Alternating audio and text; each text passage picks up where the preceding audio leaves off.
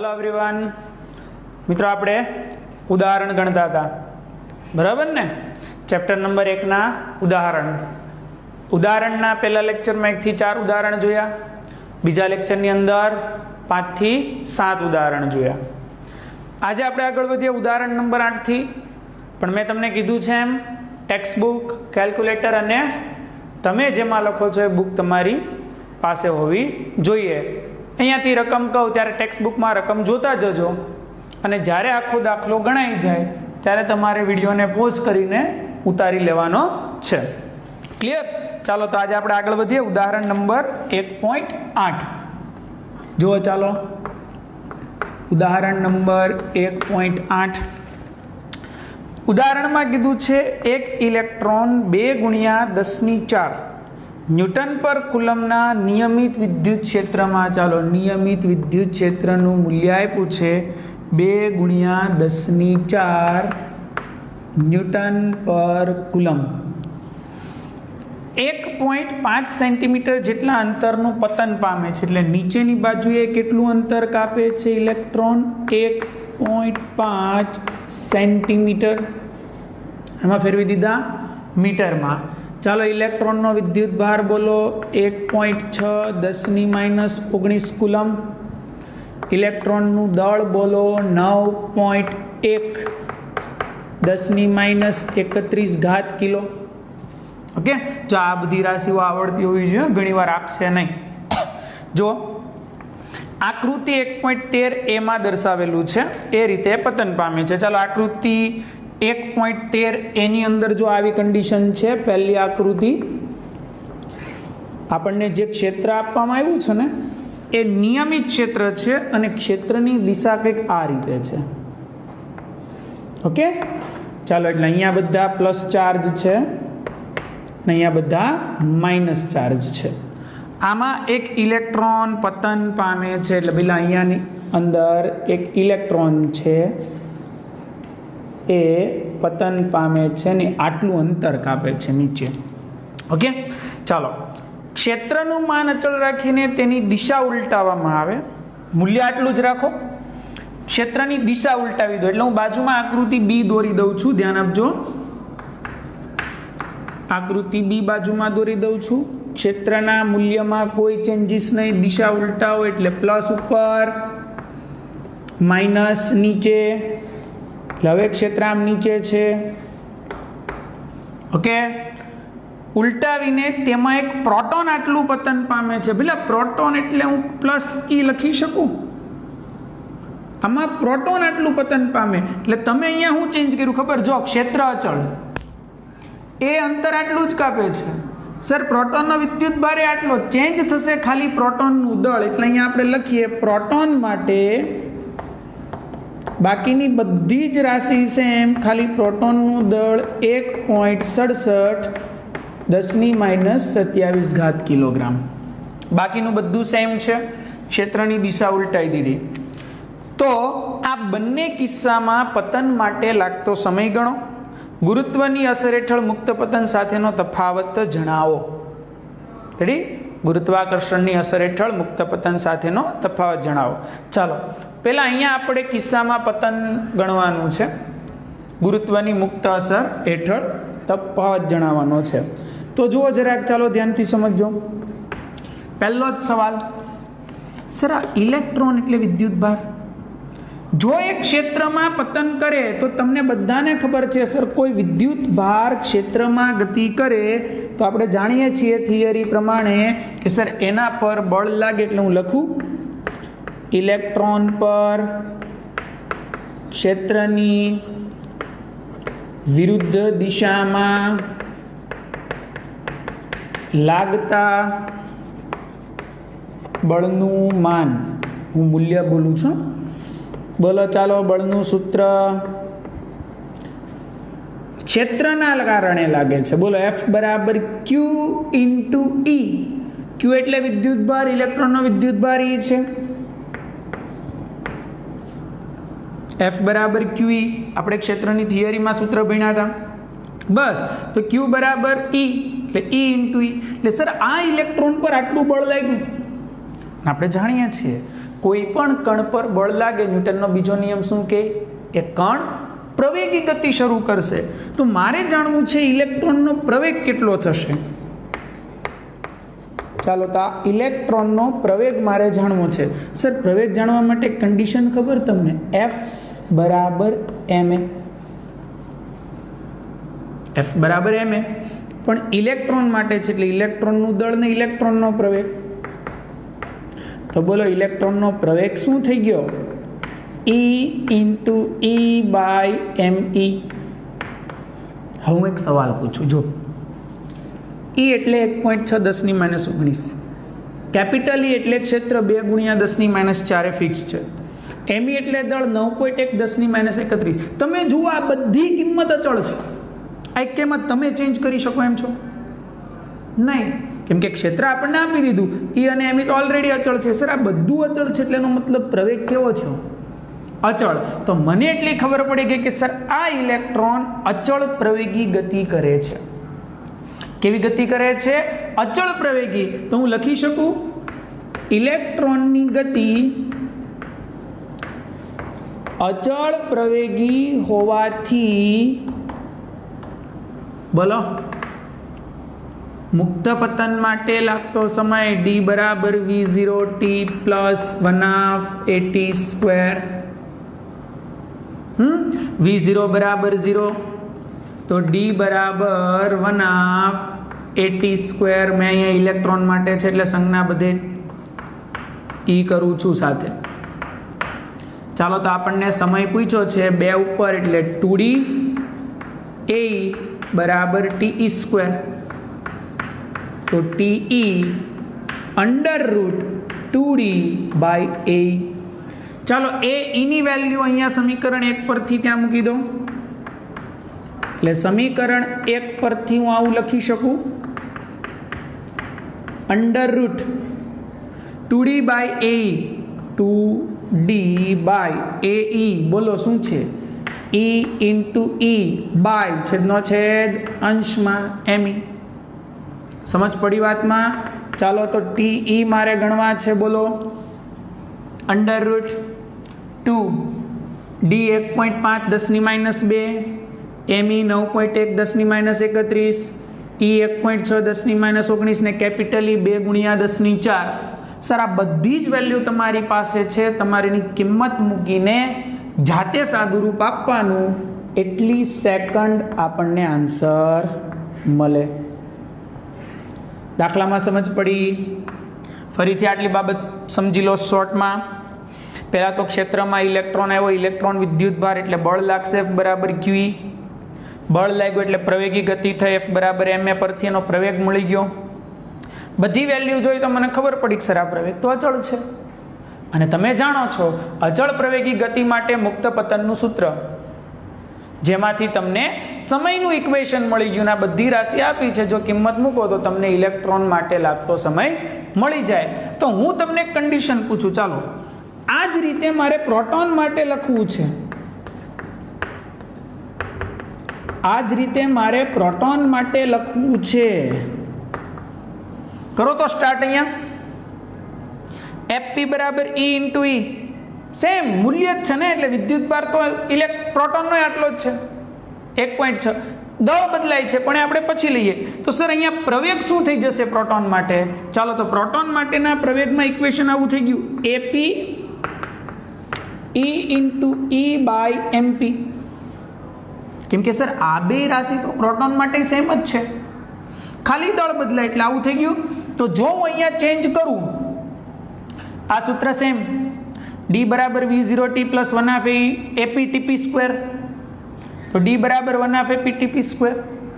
તો 2d ના છેદમાં AP બરાબર TP². તો TP બરાબર √2d ના છેદમાં AP. TP બરાબર √2d. જ્યાં me છે ત્યાં MP થશે. એટલે બાકીનો કોઈ ચેન્જ નહીં. તો આપણે સિમ્પલ લખી શકીએ પ્રોટોન માટે લાગતો સમય TP બરાબર √2d MP છેદમાં E ઇન્ટુ E. હવે તમે જોઈ શકો છો 2 ડી એટલે આપણે સેમ જ લેવાનો છે 1.5 10⁻², એમપી 1.67 10⁻27, 1.6 10⁻19 ને 2 ગુણ્યા 10⁴. બધી કિંમત મૂકીને તમારે જાતે સાદુરૂપ આપવાનું છે. સાદુરૂપનું કામ તમારે કરવું પડશે. કેલ્ક્યુલેટર મેં તમને રાખવાનું કીધું છે. તો આ થઈ ગયો પ્રોટોન માટે લાગતો સમય. તો ઇલેક્ટ્રોન માટે ક્ષેત્રમાં મુક્ત પતન 1.5 સેન્ટીમીટરનું અંતર કાપવા ટાઈમ લાગશે અને પ્રોટોન માટે આ લાગશે. પણ એમાં એક બીજું આપણને કીધું છે, સમય ગણો. ગુરુત્વની અસર હેઠળ મુક્ત પતન સાથેનો તફાવત જણાવો. ગુરુત્વની અસર હેઠળ મુક્ત પતન સાથેનો તફાવત જણાવવાનો છે. ચાલો તો એક સિમ્પલ વસ્તુ તમને પૂછું. સર, ગુરુત્વાકર્ષણની અસર હેઠળ જો એ મુક્ત પતન પામતો હોત તો અહીંયા તમે શું લખત? 2D/g. બીજો કોઈ ચેન્જ નહીં ને, કેમ કે આપણને ખબર છે ગુરુત્વાકર્ષણ માટે ગુરુત્વ પ્રવેગ કેવો છે? અચળ. તો સર આ કોઈ ઝંઝટ કરવાની અહીંયા જરૂર જ નથી. ખાલી અહીંયા d બરાબર v0t + 1/gt². આ 0 તો d બરાબર 1/gt², 2 ઉપર g નીચે 2D/g. પણ તમે જાણો છો સર અહીંયા g ની વેલ્યુ કેટલી છે? 9.8 મીટર/સેકન્ડ². હે ને? બીજું તમે જુઓ સર, આ બધી વેલ્યુ તમે જોવા જશો તો 10⁻31 -27 બહુ નાની વેલ્યુઓ છે.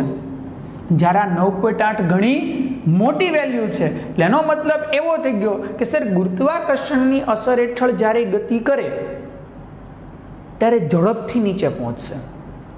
ના ક્ષેત્રની અંદર એના કરતાં થોડો વધારે ટાઈમ લેશે. ગુરુત્વાકર્ષણમાં ગતિ કરશે ત્યારે આપણને ખબર છે કે સાહેબ ગુરુત્વાકર્ષણમાં આ પ્રવેગ ધ્યાનમાં લેવાનો છે. રેડી? પ્રવેગ મોટો છે 9.8 એટલે ખબર છે છેદ મોટો એટલે સર જવાબ નાનો આવશે. એટલે સમય કેવો લાગશે? ઓછો. તો સાહેબ એનો મતલબ એવો થયો કે ઓછા સમયમાં નીચે આવી જશે. ક્યારે? ગુરુત્વાકર્ષણની હાજરીમાં. પણ અત્યારે આપણે ગુરુત્વાકર્ષણ નથી લીધું, ખાલી આપણે વિદ્યુતને ધ્યાનમાં લીધું. તો સર આની અંદર આપણને આ સમય થોડોક વધારે મળે. એટલે સર આ કેસમાં આ કણોને નીચે સુધી પહોંચવા થોડો વધારે ટાઈમ લાગશે. ગુરુત્વાકર્ષણમાં કેવો ટાઈમ લાગશે? ઓછો. જ્યારે આમાં કેવો ટાઈમ લાગશે? વધારે. એટલે આપણને સરખામણી કરવાની કીધી હતી. તો યાદ રાખો, ગુરુત્વ મુક્ત વિસ્તારમાં ગણતરી કરીએ તો સમય વધારે લાગે, જ્યારે ગુરુત્વાકર્ષણની અસર હેઠળ આ જ સમય કેવો થઈ જશે? ઓછો. ક્લિયર? આ વસ્તુ ધ્યાન રાખજો. તો દાખલાની અંદર સમજ પડી ગઈ. મેઇન બળ, પ્રવેગ, મુક્ત પતનનું સમીકરણ અને એના આધારે સમય. સેમ કેલ્ક્યુલેશન પ્રોટોન માટે થશે. ચેન્જ શું થઈ ગયો? પ્રવેગ બદલાય, કારણ કે દળ બદલાયું. ઇલેક્ટ્રોન કરતાં પ્રોટોનનું દળ વધારે. પ્રવેગ બદલાણો, પ્રવેગ બદલાય એટલે સમયની અંદર એ ચેન્જ થાય. ઓકે, ચાલો તો આ વિડીયોને પોઝ કરીને દાખલો વ્યવસ્થિત રીતે લખી દો અને અહીંયા તમારે બધી કિંમત મૂકવાની છે એક સ્ટેપ ઈ, અને પછી તમારે એનો આન્સર લખવાનો છે. સાદુરૂપ તમારે આપવાનું, જવાબ ટેક્સ્ટ બુક સાથે સરખાવી દેવાના છે. સમજ પડી ગઈ વાતમાં? ઓકે, ચાલો લખી દો. નેક્સ્ટ ઉદાહરણ નંબર 1.9. ચાલો ઉદાહરણ નંબર 1.9.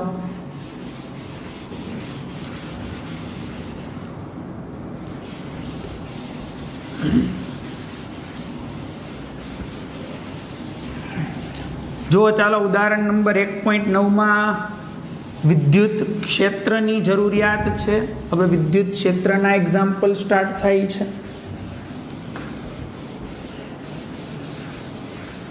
ક્લિયર? જો ચાલો ઉદાહરણ નંબર 1.9.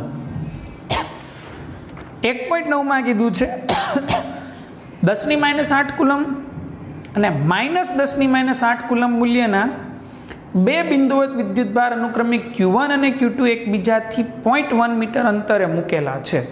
ચાલો આપણી પાસે બે વિદ્યુતભાર છે. એક 10⁻8 કુલમ પણ ધન છે અને બીજો 10⁻8 કુલમ ઋણ છે. ચાલો એટલે આને કહી દો Q1, 10⁻8 કુલમ પણ એ ધન છે, અને બીજો અહીંયાથી 0.1 મીટરના અંતરે Q2 પણ એ કેવો છે? -10⁻8 કુલમ. ક્લિયર? બે વચ્ચેનું અંતર છે 0.1. સર આને આપણે મધ્ય બિંદુ કન્સિડર કરો ટેમ્પરરી. ચાલો આ મારું મધ્ય બિંદુ, બે વચ્ચેનું અંતર 0.1, તો આ ડિસ્ટન્સ કેટલું થશે? 0.05, અડધું ને, અને આ કેટલું થશે? 0.05. ઓકે, ચાલો આ રીતની કન્ડિશન આપી છે. બે વિદ્યુત ભારના મૂલ્ય સમાન છે, પ્રકાર જુદા, એક ધન ને એક ઋણ છે, બે વચ્ચેનું અંતર 0.1 મીટર આપ્યું છે.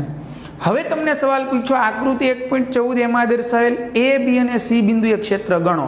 ચાલો પહેલા આપણે એ બિંદુની વાત કરીએ મિત્રો. એ બિંદુ તમને અહીંયા આપ્યું છે કેન્દ્ર પર. એ પાસેનું ક્ષેત્ર જોઈ લઈએ સ્ટાર્ટિંગમાં. તો લખું છું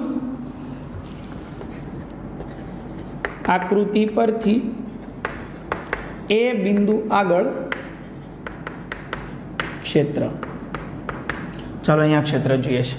પહેલો જે કોમન ક્વેશ્ચન તમને પૂછું, તમે જરાક થિંક કરીને મને આન્સર આપજો ને, હે ને? ક્ષેત્રનું સૂત્ર શું હતું? પહેલા તો એ મને કહો, અહીંયા તમારી પાસે કેટલા ચાર્જ છે? 2. મેં તમને એવું કીધું તું, યાદ કરો.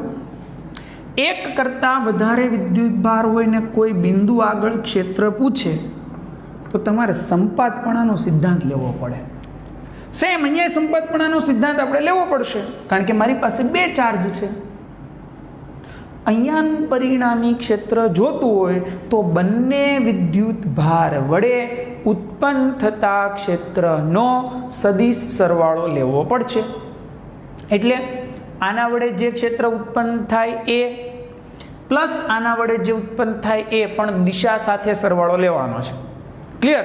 પણ એ પહેલા એક વસ્તુ માર્કિંગ કરો. ચાલો, ક્ષેત્રનું સૂત્ર શું છે? Q/R². તો હું તમને એક સવાલ પૂછું, સર અહીંયા Q કેટલો? 10⁻8. R કેટલો? 0.05. Q કેટલો? 10⁻8. R કેટલો? 0.05. એટલે હું કહેવા શું માંગુ? બે વિદ્યુત ભારના મૂલ્ય સરખા છે.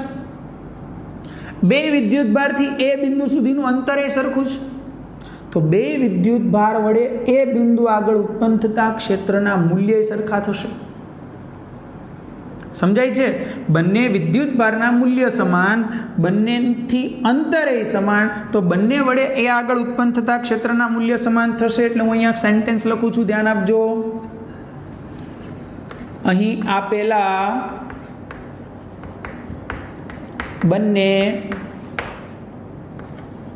વિદ્યુત ભારોના મૂલ્ય અને એથી અંતર સમાન હોવાથી બંને વડે એ આગળ ઉદ્ભવતા વિદ્યુત ક્ષેત્રના મૂલ્ય સમાન થાય. એટલે પહેલાં હું કહેવા માંગુ છું, જેટલું પહેલા વડે ક્ષેત્ર હશે એ આગળ, એટલું જ બીજા વડે એ આગળનું ક્ષેત્ર હશે. અને કેટલું હશે? તો Q બાય મૂલ્ય છે, દિશા નથી, બાય R². હવે દિશાની વાત કરીએ. ચાલો તો આપણે લખીએ એ આગળનું પરિણામી ક્ષેત્ર. એ આગળનું પરિણામી ક્ષેત્ર, મેં તમને કીધું ક્ષેત્ર કેવી રાશિ છે? સદિશ. તો જરાક માર્કિંગ કરો આપણે, સદિશ સરવાળો એટલે દિશાને ધ્યાનમાં લેવાની. આ ધન છે, બોલો, ધનનું ક્ષેત્ર અપાકર્ષી, એટલે મને ખબર પડી Q1 વડે જે ક્ષેત્ર ઉત્પન્ન થાય આમ હશે અપાકર્ષી. એટલે સર પહેલા વડે એ આગળનું ક્ષેત્ર આમ. આ ઋણ છે, ઋણનું ક્ષેત્ર આકર્ષી, એટલે સર બીજા વડે ઉત્પન્ન થાય ક્ષેત્ર આમ. આ અપાકર્ષી અને આ આકર્ષી. તો તમે જુઓ, બેની દિશા એક જ થઈ. તો મારે અહીંયા પરિણામી ક્ષેત્ર જોતો હોય, બે એક જ દિશાના સદિશ છે, તો શું કરાય? સામાન્ય અદિશ જેવો સરવાળો. તો હું લખી શકું એ આગળનું પરિણામી ક્ષેત્ર, સામાન્ય સરવાળો જ લઈ લો, E1A પ્લસ E2A. તો હું લખી શકું E1A plus E2A is equal to 2E1A, કારણ કે E1A બરાબર E2A. સાદો સરવાળો જ થશે, કારણ કે દિશા એક જ છે. તો ચાલો એ આગળનું પરિણામી ક્ષેત્ર જુઓ, 2 કે ક્યુ બાય આર સ્ક્વેર. તો સાદુરૂપ જોજો, 2 9 ગુણ્યા 10⁹ 10⁻8 છેદમાં 0.05 વર્ગ સાદુરૂપ તમારે જાતે આપવાનું છે ન્યૂટન પર કુલમ. તો જો મારે આની દિશા લખવી છે તો હું દિશા લખી શકું. સર આની દિશા મારે જોતી છે તો મારે પાછળ એકમ સદિશ દર્શાવવો પડે. તો સર આ બે ધન એક્સમાં બોલાય તો આઈ કેરેટ લખી શકાય. શું લખી શકાય? આઈ કેરેટ. અને જો તમારે મૂલ્ય જોતું છે તો મૂલ્ય એટલે સર આ બેનો સરવાળો થશે. ક્લિયર? દિશા પૂછે તો તમારે પાછળ આઈ કેરેટ દર્શાવી દેજો, અને મૂલ્ય પૂછે તો સર બે એક જ દિશામાં છે એટલે સાદો સરવાળો થઈ ગયો. તો આ થઈ ગયું મૂલ્ય. એટલે મેં ક્યાંય સદિશ કર્યા નથી. તમારે કરવા હોય તો પાછળ આઈ કેરેટ દર્શાવજો. ઓકે, ચાલો બીજું બિંદુ બી તમને આપ્યું છે Q1 થી લેફ્ટ સાઈડ પર. ચાલો બીજું બિંદુ Q છે આ સાઈડે. ઓકે, આ બાજુએ તમને એક બીજું બિંદુ આપ્યું છે બી. રેડી? અહીંયા ક્ષેત્ર પૂછ્યું છે ને એનું અહીંયાથી આ ડિસ્ટન્સ 0.05 મીટર.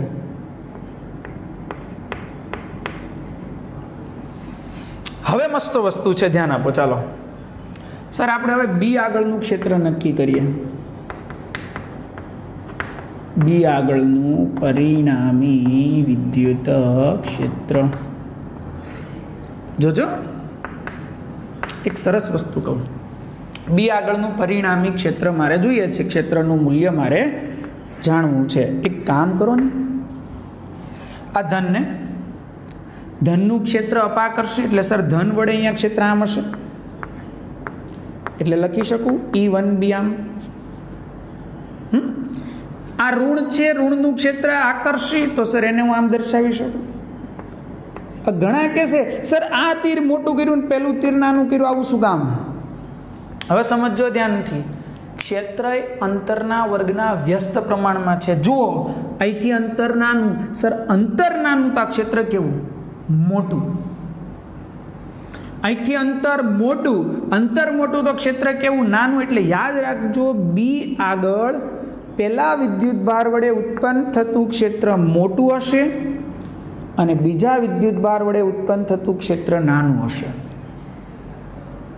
અપાકર્ષી અને પેલું આકર્ષી. તો જો મારે અહીંયા પરિણામી ક્ષેત્ર જોતું હોય તો હું લખી શકું આકૃતિ પરથી સદિશ સરવાળાના નિયમ પ્રમાણે શું લખાય? E1B minus E2B. અહીંયા લખજો આકૃતિ પરથી સદિશ સરવાળો ધ્યાનમાં લઈ લઈએ. ઓકે, ચાલો જો E1B કેટલું થશે બોલો? KQ by R square.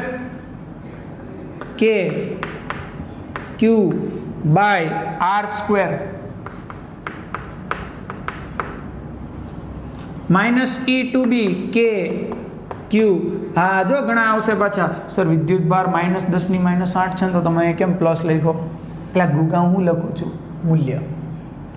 બીજી વસ્તુ તમને ખબર પડે છે આકૃતિ પરથી, ઓલરેડી દિશા અહીંયા આવી ગયા. માઇનસ છે ઓલરેડી દિશાનો જ છે, એ ઋણના લીધે જ દિશા છે. Okay, KQ by R square. બોલો આ ડિસ્ટન્સ કેટલું? 0.5 0.5 0.5. આ 0.1 વત્તા પ્લસ 0.05 એટલે 0.15. બેમાંથી કોમન નીકળતું એને કાઢી લઈએ કોમન. તો હું લખીશ EB બરાબર K અને Q કોમન. તો બોલો અંદર શું વધશે? 1/0.05 નો વર્ગ માઇનસ 1/0.15 નો વર્ગ. મિત્રો આનું સાદુરૂપ તમારે જાતે આપવાનું છે. બે આગળ સમજ પડી? ધન વડે ઉત્પન્ન થાય અપાકર્ષી, ઋણ વડે ઉત્પન્ન થાય આકર્ષી. પણ સર અહીંયાથી અંતર નાનું છે, આપણે જાણીએ છીએ અંતર નાનું તો ક્ષેત્ર મોટું, કારણ કે ક્ષેત્ર અંતરના વર્ગના વ્યસ્ત પ્રમાણમાં. અહીંયાથી અંતર મોટું છે તે ક્ષેત્ર નાનું, એટલે આ મોટું ક્ષેત્રના નાનું, એટલે આપણે બાદબાકી કરી કેમ કે દિશા વિરુદ્ધ થઈ. એક જ દિશામાં હતા તો સરવાળો થયો, વિરુદ્ધ દિશા હતી એટલે બાદબાકી થઈ. ત્રીજું બિંદુ આપ્યું છે સી. હવે એ છે ને અહીંયા લંબ રેખા પર છે ત્રીજું બિંદુ, આને લંબ, અહીંયા છે ત્રીજું બિંદુ સી. ચાલો બીજું તમને કીધું છે અહીંયાથી આ ડિસ્ટન્સ 0.1 મીટર છે, બરાબર. અહીંયાથી આ ડિસ્ટન્સ 0.1 મીટર છે, સેમ આ બાજુથી 0.1 મીટર છે, એટલે કંઈ અલગ અલગ નથી, બે બાજુ ડિસ્ટન્સ કેવા છે, સેમ. ચાલો આ 0.1 મીટર, આ 0.1 મીટર. એક વસ્તુ જુઓ, આ કેટલું મૂલ્ય, 10 ની માઇનસ, મૂલ્ય બોલો 10 ની માઇનસ 8, આ કેટલું 10 ની માઇનસ 12. અહીંયાથી અંતર કેટલું 0.1, અહીંયાથી અંતર કેટલું 0.1. ઓહો સર, વિદ્યુત ભારના મૂલ્ય સમાન, અંતર સમાન, તો બોલો અહીંયા ઉત્પન્ન થતા ક્ષેત્રના મૂલ્ય સમાન. આવું સેન્ટેન્સ સેમ અહીંયા લખાશે, લખાય. વિદ્યુત ભારોના મૂલ્ય સમાન તેમજ બિંદુ સી થી અંતર પણ સમાન માટે તેના વડે સી આગળ ઉદ્ભવતા ક્ષેત્રના મૂલ્યો સમાન થશે. મેં હજી દિશાની વાત નથી કરી. પહેલા મૂલ્ય એટલે E1C બરાબર E2C બરાબર, બોલો એને નામ આપી દો કોઈ E, કે ક્યુ બાય આર સ્ક્વેર. છોકરાઓ આ મૂલ્યની વાત થયો એટલે આના વડે એટલું મૂલ્ય ત્યાં અને આના વડે એટલું મૂલ્ય ત્યાં, મૂલ્ય સેમ. દિશા જો ધન, ધનનું ક્ષેત્ર અપાકર્ષી એટલે સર Q1 વડે સી આગળ ઉત્પન્ન થતું ક્ષેત્ર આમ હશે.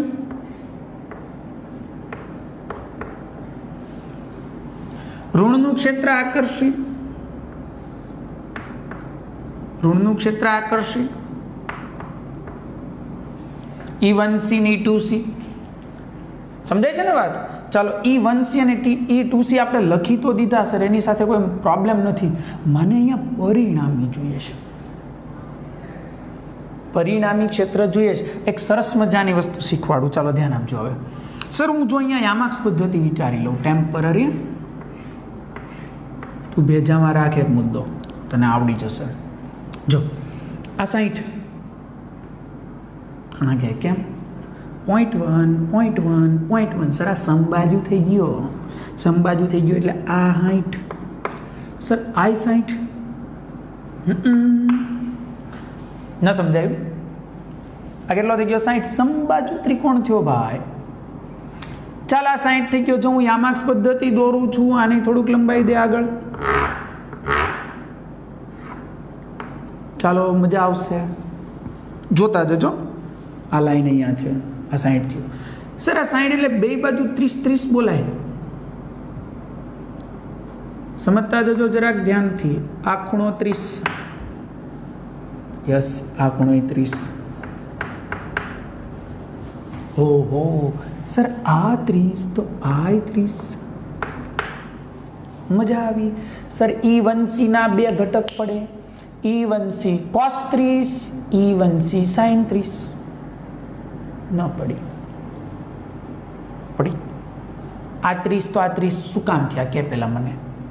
અભિકોણ x, અલા x, આ 30 તો આ 30, તો E1C cos 30, E1C sin 30 હે ને? તો સર આ E1C ના બે ઘટક પડી ગયા, E1C cos 30 અને E1C sin 30. હા હવે મજા આવશે. E2C ની વાત કરને સર, એમાં અહીંયા 30 છે ને, તો આપણે જાણીએ છીએ, બોલો થીટા પાસેનો ઘટક cos, એ સિવાયનો ઘટક sin. સમજો જરાક ધ્યાનથી. તો અહીંયા થશે E2C cos 30, E2C sin 30. તો સર આનો નીચે એક ઘટક પડ્યો, બોલો કયો? આ E2C cos 30 અને આ બાજુ કયો પડ્યો? E2C sin 30.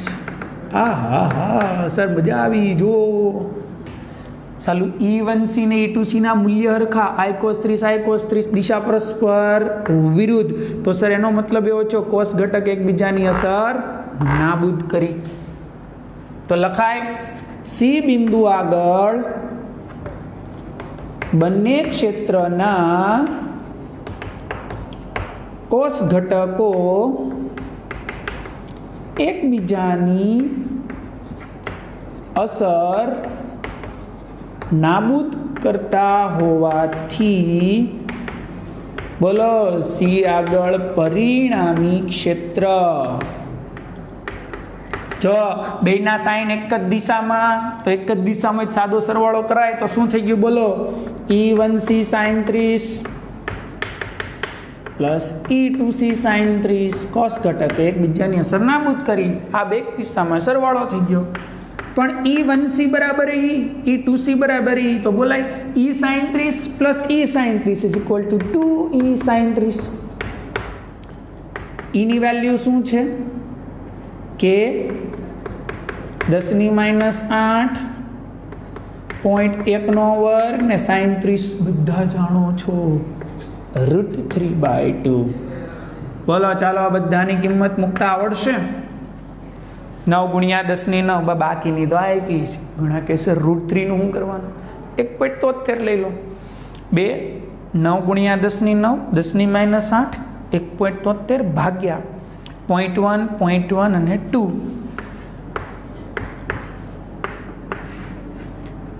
સાદુરૂપ ટેક્સ્ટબુકના જવાબ સાથે સરખાવી દેવાનું.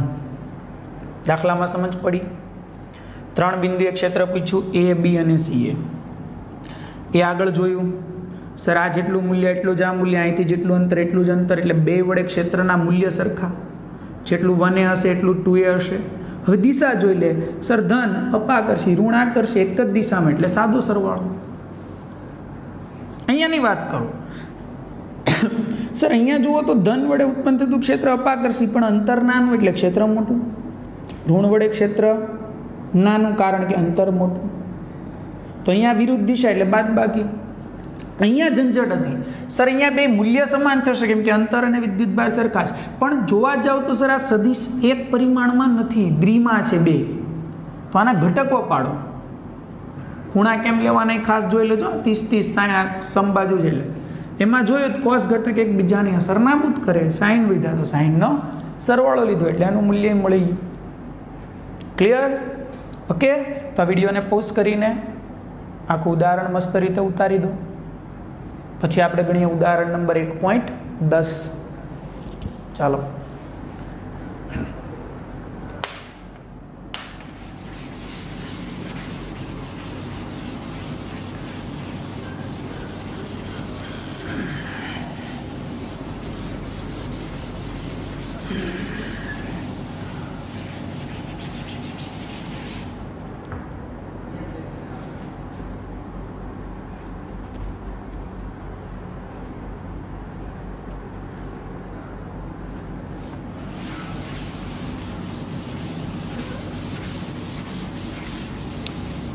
ચાલો જો ઉદાહરણ નંબર 1.10. મિત્રો આ 1.9 જે ગણ્યું ને, યસ, હા, જો ઘણા વિદ્યાર્થીઓના મનમાં સવાલ થઈ ગયો કે સર આ 1.9માં જે આપણે ઉદાહરણ ગણ્યું ખરેખર ડાયપોલ નહોતી?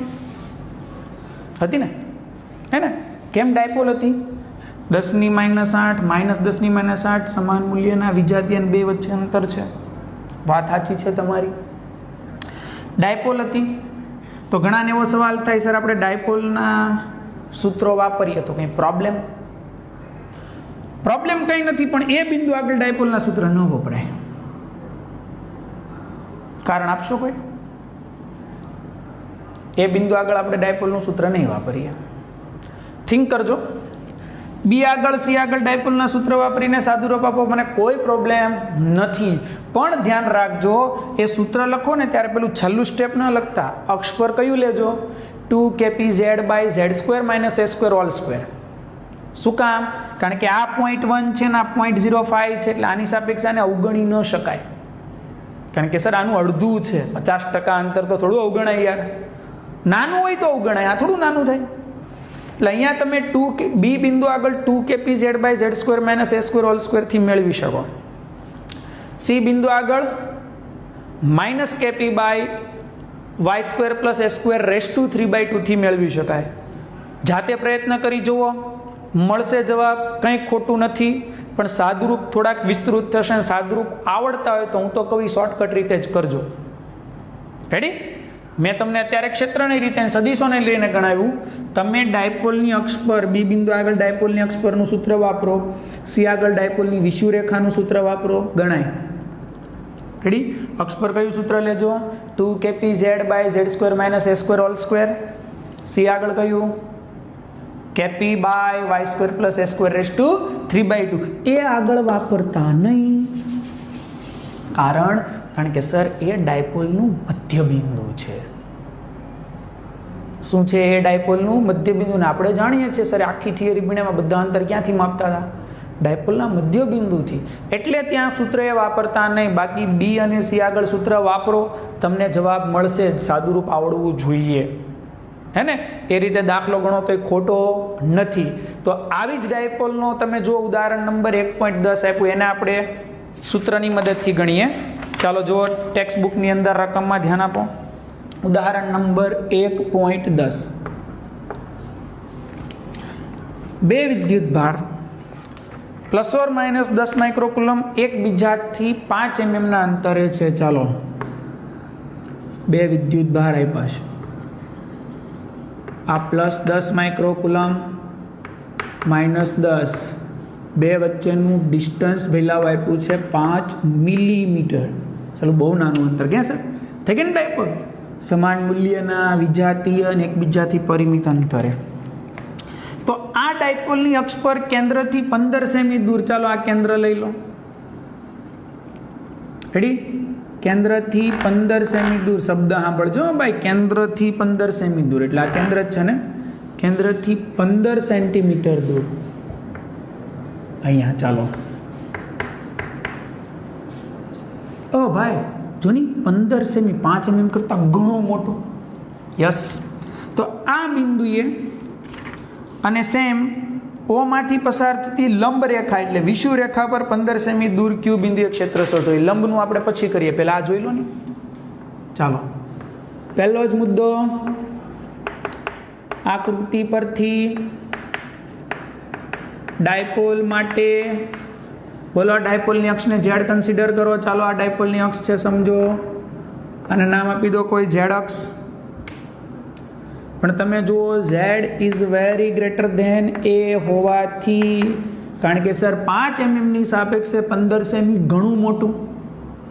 બોલો, ઝેડની સાપેક્ષે એને અવગણતા, તો તમને ખબર છે જો એને અવગણું તો બોલો ડાયપોલની અક્ષ પર